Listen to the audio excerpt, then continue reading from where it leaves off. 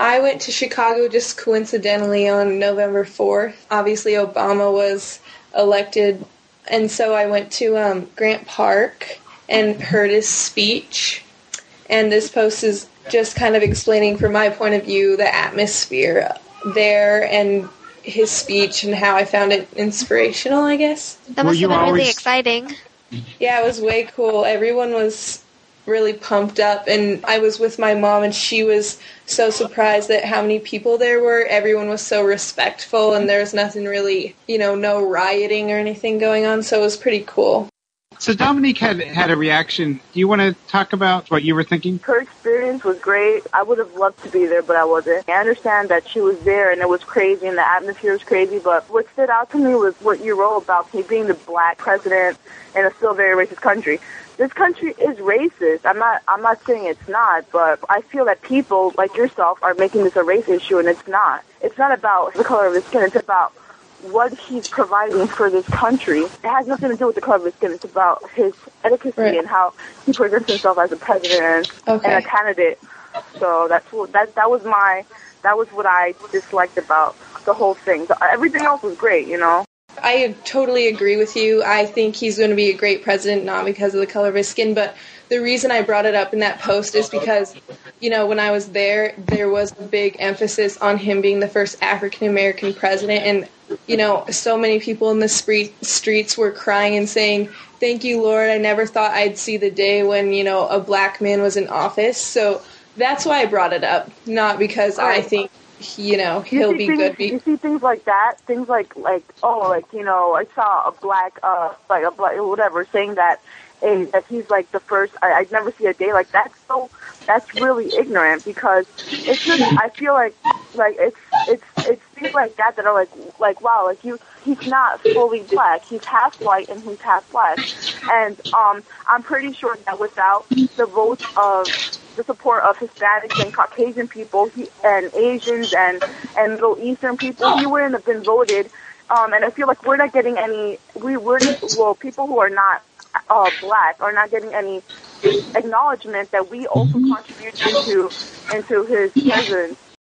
Dominique, I hear you saying that you understand the emotional reaction people have, but you want us to stop and think also. Yeah, I mean, I understand the sense of pride, but that's the reason why the country is the way it is, because people are just focusing on where he's from. So you're worried that feeling of pride represents some of the racism that still is in our country. People might take this pride into extreme and do things, hurtful things, or I don't know. I don't want people to feel powerful than other people because they think that, oh yeah, now we're running, now we have someone that's representing us. No, he's not representing just you, not just black people. He's representing me too. I don't want that. He has to represent me because I'm also a citizen in the United States. And I know he's not, but what I'm trying to say is that I don't want people to think that, oh, Barack Obama is my dude, he's colored, so then he's going to focus more on a certain race and not the other. He's going to neglect this other.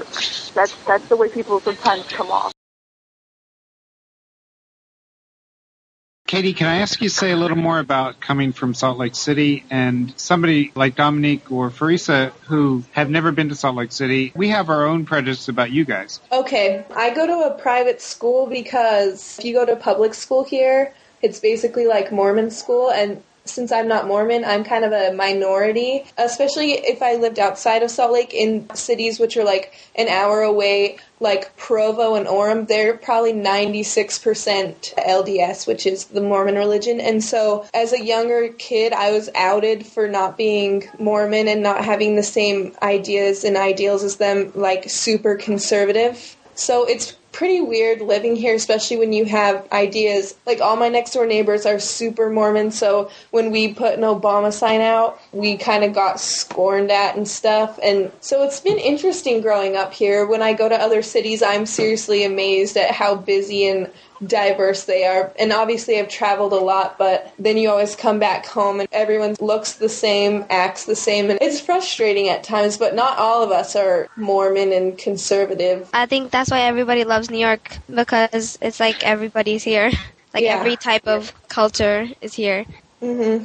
Definitely. Even if you have closed-minded people, they have like their own little community, and they won't bother anybody else and stuff like that. If you walk into Times Square, you'll see everyone. That's what's amazing about New York. There's a lot of diversity going on. There's no certain culture. There's so much cultures that you don't feel insecure about yours, or you don't feel awkward. You have your own thing going on. There's racism in New York, but it's overshadowed by all the cultures that are here. It doesn't show.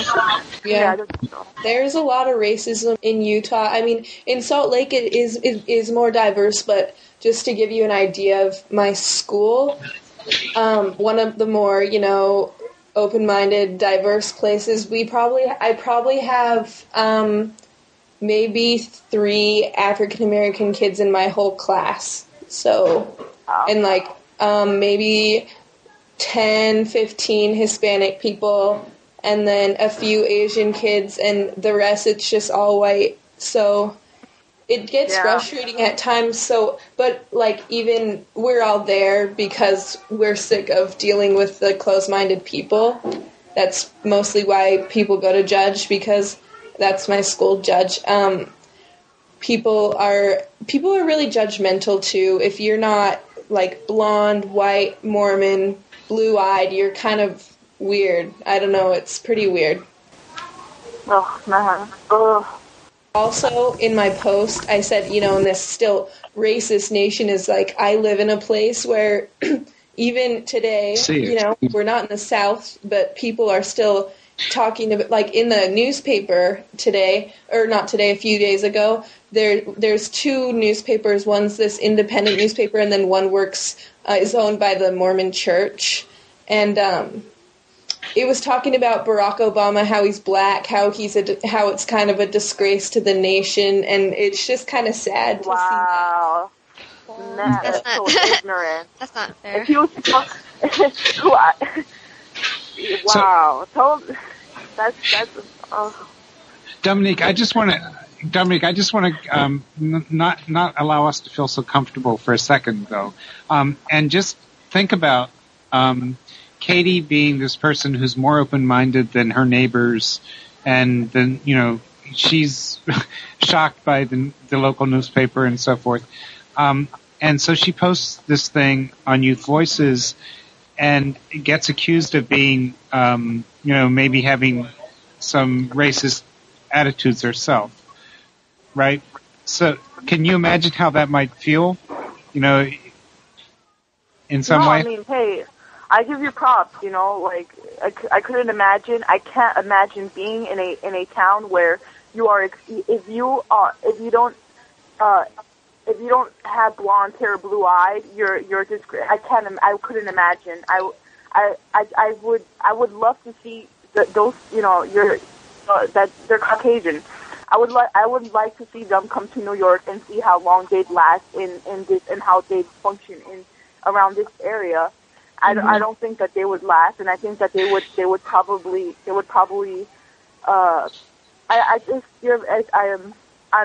guess I'm glad that you're not closed-minded like they are, and you should be very proud of yourself if you live in a very racist area, and yet you have managed to see outside the box, and you managed to accept that other cultures, and you're not as closed-minded. So consider yourself more, I guess, intelligent and less ignorant than they are.